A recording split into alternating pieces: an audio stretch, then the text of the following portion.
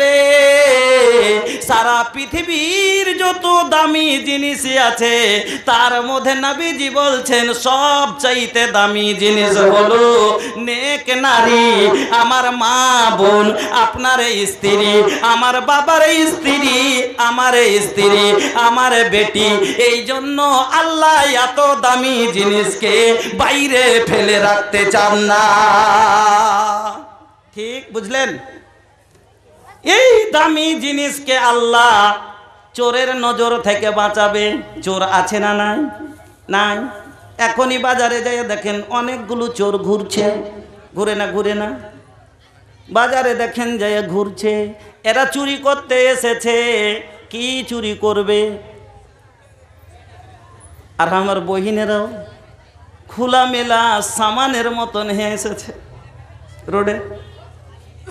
मेलों में घूमती है चेहरा है बेनकाब, मेलों में घूमती है चेहरा है बेनकाब, यूं हमारी माँ बहन की हुई आबरू खराब।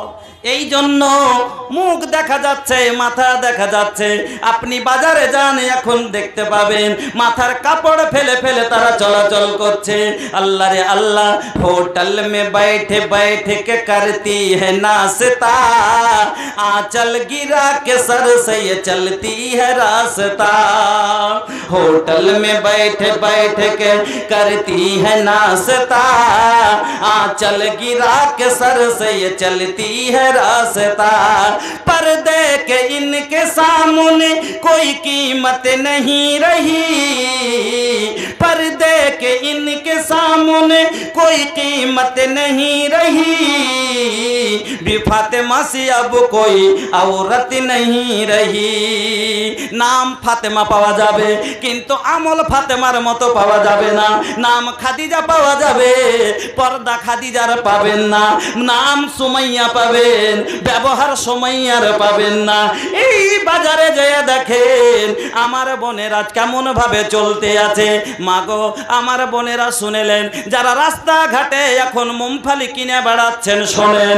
আম্মা আয়েশা বলছেন রাসূলের জামানায় আমরা মসজিদে নামাজে ফজরের নামাজে যেতাম, ফজরের নামাজে যেতাম। ফজরের সালাত আদায় করার পরে আমরা বাড়িতে যখন আসতাম আমাদের চিনতে পারতো না। কিসের কারণে? বেমরুত হিন্দা এমন করে চাদরকে লেপটে নিতাম যে আমাদের কেউ চিনতেই পারতো না এটা কে গেল। নামাজে যেতাম, তারপরও আমাদের কেউ চাদরের পরে যেটা কে গেল এটাও চিনতে পারত না। আর আজ আজ সমাজে এত জেনা কেন, এত ব্যভিচার কেন? তার কারণ হলোই বেপর্দা। পর্দার গর্দা উড়িয়ে দিয়েছে। যদি তারা আমরা বেটিরাকে যদি 12-11 পর থেকে যদি আমরা বোরকাই পরে দিই, পারি কিনা? ও বাজান, 10 বছর পরে যেদিন আমার মেয়ে সাবালোকে পা দিচ্ছে তখন থেকে আমি ওকে বোরকার মধ্যে করে দিলাম। আমার মেয়ের চোখ ছাড়া কেউ কিছু দেখতে পায় না, হাতের তালা ছাড়া কেউ কিছু বলতে পারে না। তাহলে কোনো যুবকের ক্ষমতা নাই যে ওর গোড়াতে যাবে, কি বলবে যাইস নেবে, ওটা সালামের বেটি না হে সালামের মা হলে জুতা পড়বে। বন্ধুরে আমার, কিন্তু যখনই আপনার আমার বেটি গায়ে যখন বোরকা নাই, পাতলা ওড়না দিয়ে ওই রাস্তা দিয়ে যখন আমার বোনেরা চলাচল করে, ওই মাথা খারাপ যুবকেরা ওরা দেখার পরে বলে কে গেল, বলে কে চিনতে পারতিস না, ওই যে অমুকের বেটি বলছে জিনিস এখানে আছে, তাহলে নাম্বার লাগাতে হবে। কেমন করে নাম্বার পাবো? বলে উপায় করা আমার দায়িত্ব, যে যাহা ধাই সে তাহা পাই, যদি না খাস্তাই। নাম্বার ম্যানেজ হয়ে গেল। কাল থেকে শুরু হবে চ্যাটিং, তারপরে শুরু হবে সেটিং। রবিবারে দেখা করবে, আর একদিন রবিবারে ব্যাগ পিঠে করে বাড়ি থেকে বেরিয়ে যাচ্ছে। বলে কোথায় যাচ্ছিস? বলে প্রাইভেটে যাচ্ছি। বলে প্রাইভেট? আজকে রবিবারে কোন প্রাইভেট? বলে সোমবার মঙ্গলবার স্যার। বলে স্যার ডেকেছে। বলে রবিবারে কেমন স্যার ডাকা? আসলে তো স্যার ডাকেনি, মঙ্গল বুধবার ডেকেছিল স্যার, আর আসলে আজ ওকে ডেকেছে ওর সার। সাড়ে লিয়া পার চলে গেল। এবার ঘুরবে কখন? ঘুরবে একটা বাচ্চা কোলে কইরা। আমি আপনাকে যেটা বুঝাইতে চাই, এই বিয়েটা পালিয়ে গিয়ে বিয়ে করলো, আজ ভরি ভরি সমাজে আছে। এই বিয়েটা জায়েজ, বৈধ কি অবৈধ শুনেলেন? আল্লাহ পাকের নবী বলছেন, আইয়ুমা ইমরাতিন নাকাহাত বেগাইরে ইজনে ওয়ালিহা ফানিকাহুহা বাতিলুন, ফানিকাহুহা বাতিলুন। নবীজি বলছেন, আইয়ুমা ইমরাতিন নাকাহাত, যে মেয়েটা বাকেরা মেয়ে বিনা গার্জেনের অনুমতিতে বিয়ে করলো, এই বিয়েটা ফানিকাহুহা বাতিলুন, এই বিয়ে হবে না, হবে না। তার পালার কারণটাই হলো তার বাবা মেনে নেবে না। মানলে তো বাড়িতে বিয়েটা হতো, মানবে না, তার কারণেই পালালছে। বলে আব্বা জানলে দিবে না, চল আমরা পালিয়ে যাই। পালিয়ে নকল গাওয়া সাজিয়ে বাবা সাজিয়ে বিয়ে করেছে। এই বিয়ে রাসূলের হাদিস অনুযায়ী হবে না, হবে না। এই হারাম খন্নি বিয়ে, এই বিয়ে হবে না। তবে এই বিয়ে হওয়ার কারণটা হলো বেপরদা। পর্দায় যদি আমরা বেটিকে তখন থেকে দিয়ে দিতাম, বোরকার মধ্যে করে দিতাম। আর এই রকম গার্জেনের ব্যাপারে বিশ্বনবী মুহাম্মদুর রাসূলুল্লাহ সাল্লাল্লাহু আলাইহি ওয়াসাল্লাম বলেছেন, ও ভাইজান ভালো করে শুনে যান, আমরা গার্জেন, আমাদের দায়িত্ব আছে কিনা? আল্লাহ পাকের নবী বলছেন, মা মিন আবদিন ইয়াস্তারিহিল্লাহু রাইয়াতান ইয়ামুতু ইয়াউমা ইয়ামুতু ওয়া হুয়া গাসুন লিরাইয়াতিহি ইল্লা হারামাল্লাহু আলাইহিল জান্নাহ। বুখারীর হাদিস। আল্লাহ পাকের নবী বলছেন, যাকে আল্লাহ গার্জেন করেছে, আমরা গার্জেন, আমার দুটো মেয়ে আছে, দুটো ছেলে আছে। আমার ছেলে ভুল করছে, আমার ছেলে ছাঁটা কাটা প্যান্ট পরে একবারে ডাঁড়া পর্যন্ত দেখাচ্ছে, দেখাই না দেখাই না। হাইরে 2022-এর প্যান্ট পরা এখানে এসে আটকে আছে, 2025-এ মনে হয় হাঁটুতে চলে আসবে, আর ইয়ার পাছা গোটাই বেরিয়ে যাবে। আর 2030-এ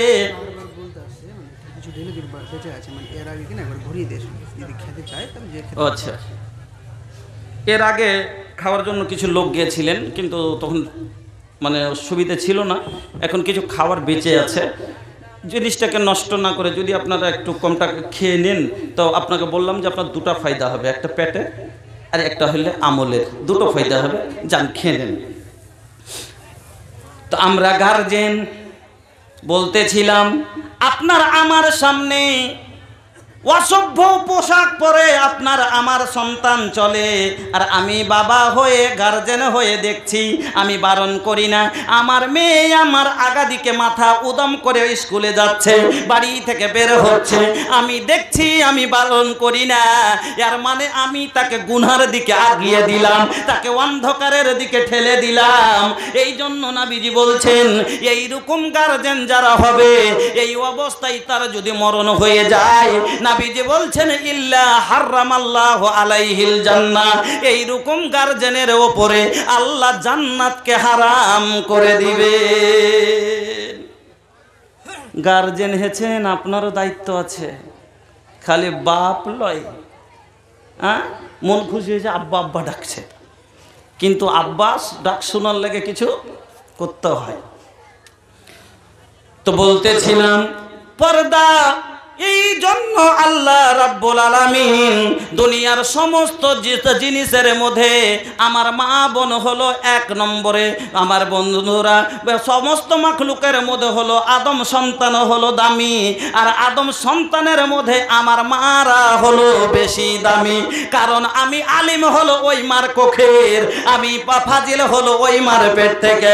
নবী ওয়ালি আউলিয়া শাহাদা যত কেউ এসেছে ওই মার পেট থেকে এসেছে। এই জন্য মা আমার এত দামি জিনিস। আমি যতই বড় আলিম হয়ে যাই না কেন, আমি যত বড় আপনার আগাদিকে ভাষণ রাখি না কেন, আমার মা যদি আমার প্রতি অসন্তুষ্ট হন, আমার জান্নাত যাওয়া লাগবে না, আমি যেতে পারি না, আমার ইবাদত কবুল হবে না। এ মা আমার, আপনি এত দামি, আল্লাহ আপনারে এত সম্মান করেছেন,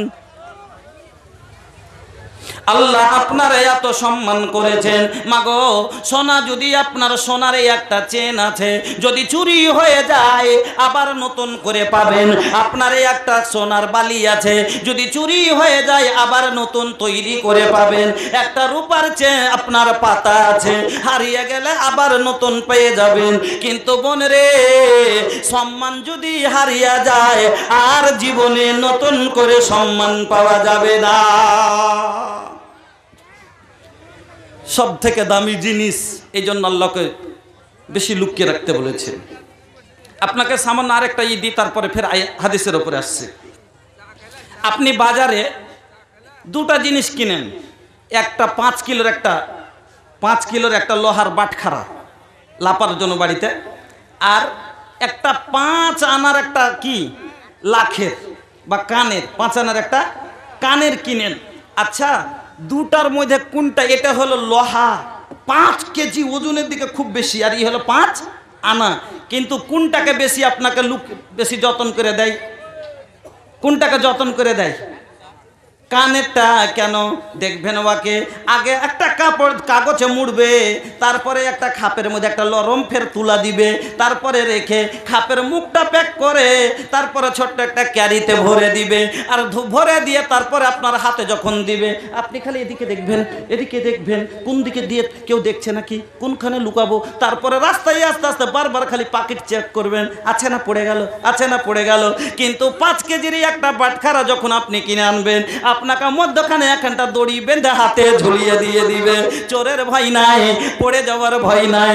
আমার বন্ধুরা, আমার মা খালারা, আল্লাহ রাব্বুল আলামিন তার চাইতে আপনাকে দামি করেছেন। আল্লাহ বলে, আল্লাহ পাকের নবী এই জন্য বললেন, শোনো, আর দুনিয়া কুল্লুহা মাতা, দুনিয়া তো সব যত কিছু আছে সব তো সামান, কিন্তু ওয়া খায়রু মাতাই দুনিয়া, তার মধ্যে দুনিয়ার সমস্ত ভালো দামি জিনিসের মধ্যে 1 নাম্বার দামি জিনিস হলো কি? আলমারাতু সলেহা, সেটা হলো নেক নারী। আল্লাহ সুন্দর করে যত্ন করে বানাইছে তোমায়। দেখি আমি কোরআনেতে লেখা আছে, সূরা নূরেতে, পর্দা করতে আদেশ আছে তোমার সারা গায়। আল্লাহ সুন্দর করে যত্ন করে বানাইছে তোমায়। গোলাপ সুন্দর, নার্গিস সুন্দর সুন্দর আরো ফুল, সব চায়ে সুন্দর তোমায় বানালছেন রাব্বুল। গোলাপ সুন্দর, নার্গিস সুন্দর সুন্দর আরো ফুল, সব চায়ে সুন্দর তোমায় বানালছেন রাব্বুল।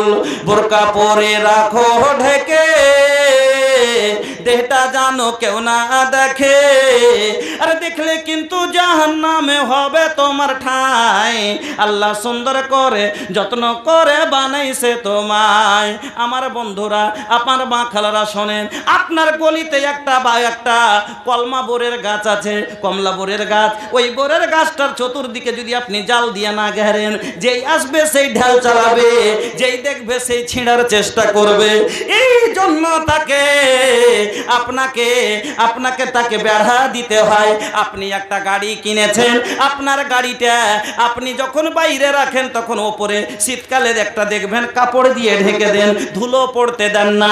বাচ্চাদের আগা বাইরে রাখতে গেলে বাচ্চারা তার সিটকে ঠোকরে ঠোকরে ছিঁড়ে দেয়, এখানে ওখানে ময়লা পড়ে যায়। ওই রকমই আমার বোনেরা হলো একটা গাড়ির মতো তৈরি হয়েছিল আল্লাহর মার শোরুমে পেটে, ওখান থেকে বের হলো।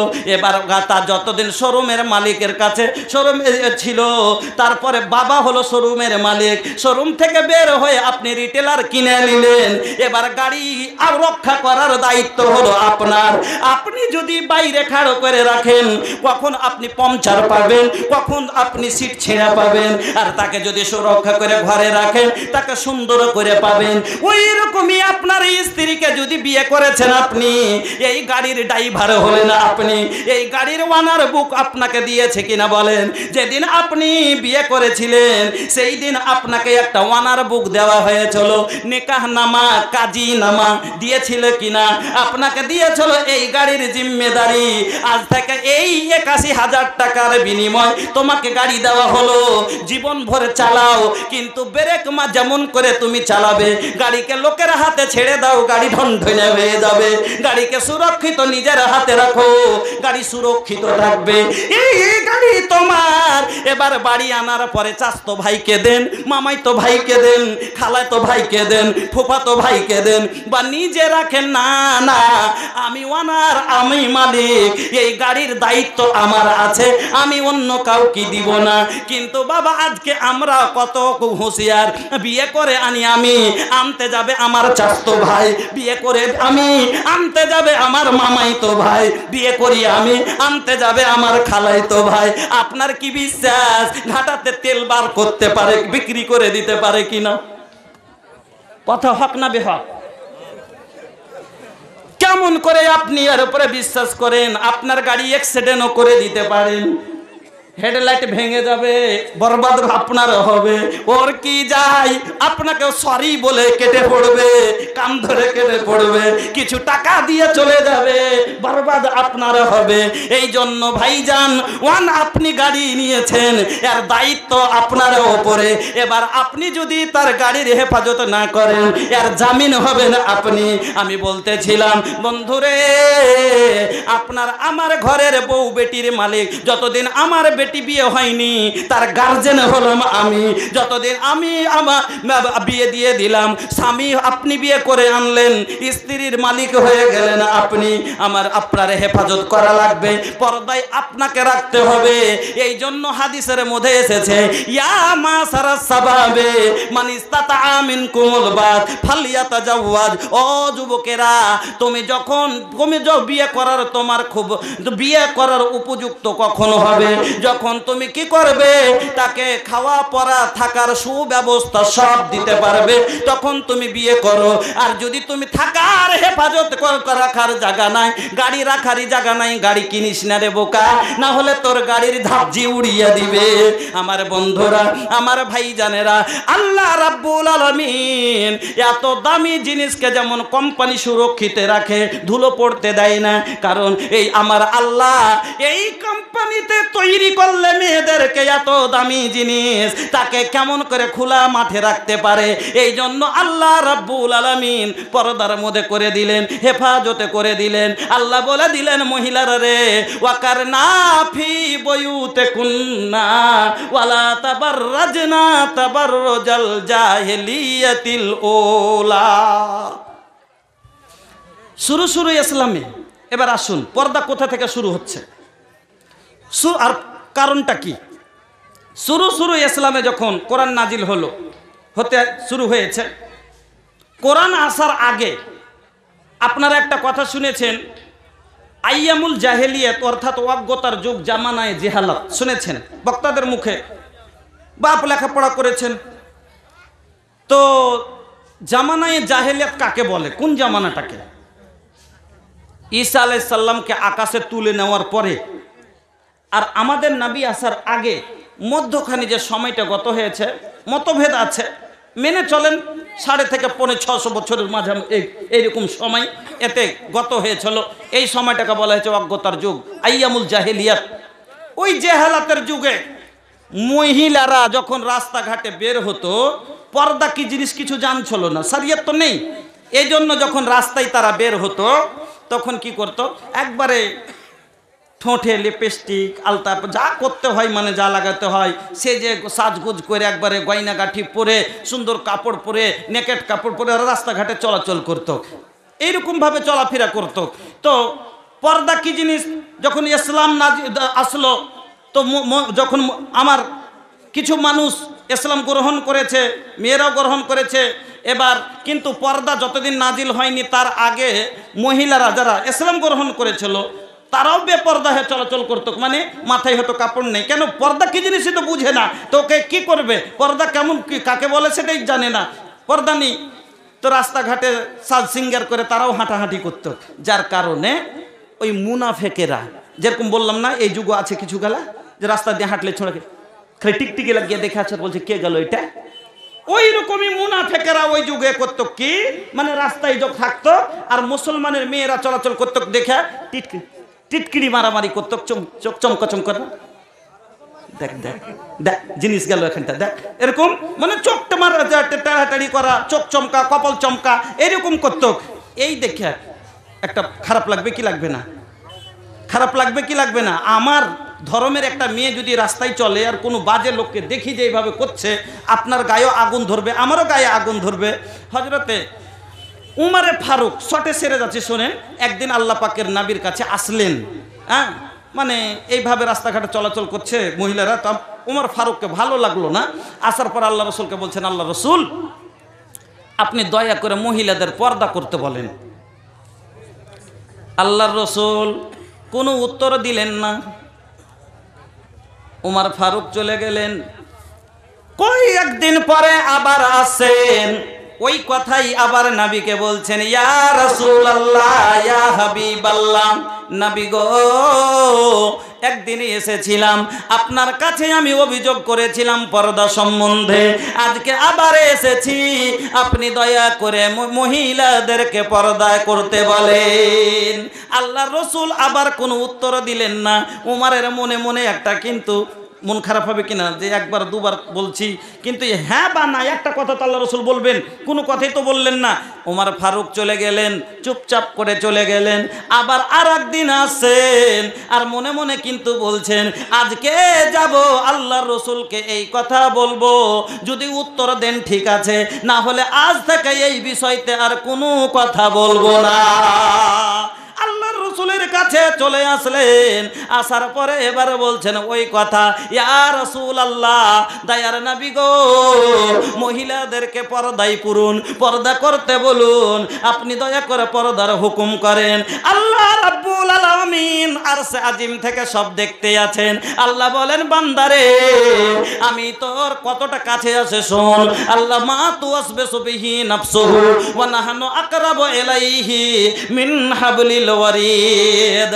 বান্দারে তোরা মনে ভাবছিস আমি সাত আসমানের উপরে আরশে আজিমে আছি, ওরে বান্দা শুন, আমি তোর কতটা কাছে আছি, তোর অন্তরে যে কল্পনাটা তোরা করিস সেটাও আমি জানি, আর তোর ঘাড়ের রগটা তোর বডি থেকে যতটা কাছে আছে আমি আল্লাহ তার চাইতে তোর কাছে আছি।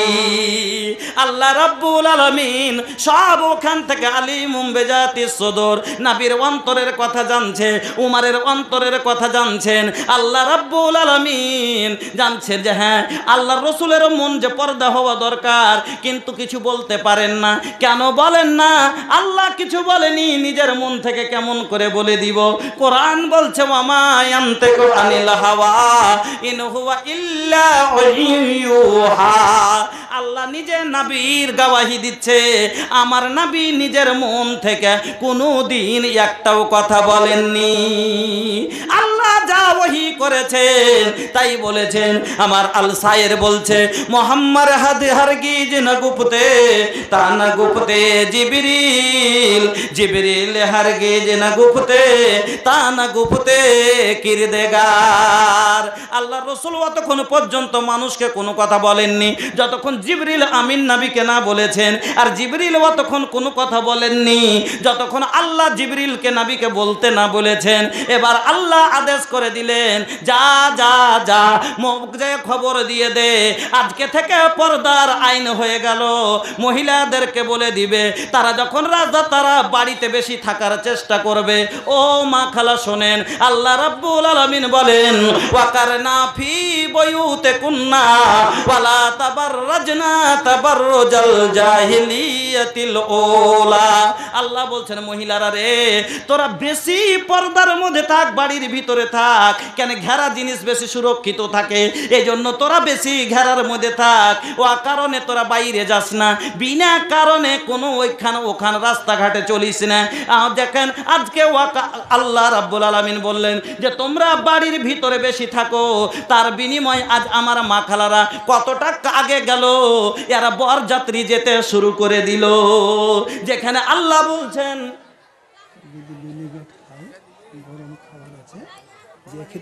যে বলেছি দুবার, গরম খাবার আছে, যদি কেউ খেতে চান খেতে পারেন, যান খেয়ে নিন। আল্লাহ বলে দিলেন যে তোমরা বেশি বাড়িতে থাকো, ও কারণে বাইরে যাবে না। তার পরিবর্তে আজ মহিলারা কি করলো? তারা বরযাত্রী যেতে শুরু করলো। আচ্ছা, বরযাত্রী যাওয়াটা কোনো কারণ? কোনোই কারণ নয়। কারণ কোনটা? ডাক্তারখানা যেতে হবে, কোর্টে যেতে হবে, হয় কি না? এমন কোন জমির রেজিস্ট্রিতে অফিসে যেতে হবে, এগুলো হলো দরকার। আর যদি দরকারে বাড়ি হনে বের হবে, আল্লাহ রাব্বুল আলামিন বলছেন কুল্লিল মুমিনাতি ইয়াগযুজনা মিন আবসারিহিন্না ওয়া ইয়াহফাজনা ফুরুজাহুন্না ওয়া লা ইউবদিনা জিনাতাহুন্না ইল্লা মা জাহারা মিনহা। যখন বাড়ি থেকে বের হবে তুমি গয়না কাঠিগুলো ভালো করে ঢেকে নিবে, আর তার বদলাই আমার মা খালারা কি করে, বাক্স থেকে বের করে আরো পরে নিবে। ঠিক না বে ঠিক? সবটাই উল্টা, সবটাই উল্টা। আল্লাহ কি বলছে, বাইরে গেলে তুমি কি করো, গয়না কাঠি গেলে ছাটো লুকিয়ে লাও। কেন? পর পুরুষের আগা দিকে যাবে, ঝলকিবে, ঝুমঝুম করে বাজবে, তোমার দিকে তাকাবে। আর যদি তোমার দিকে কেউ তাকায়, আকর্ষণ হয়, তাহলে শুনেন বুখারী ও মুসলিমের হাদিস, আল্লাহ পাকের নবী বলছেন নিসাউন কাসিয়াতুন আরিয়াতুন মুমিলাতুন মাইলা রুসাহুন্না কাসনামাতিল বুকতিল মাইলা লা ইয়াদখুলনাল জান্নাতা ওয়া লা ইয়াজিদনা রিহাহা। নিসাউন কাসিয়াতুন আরিয়া, ওই মহিলা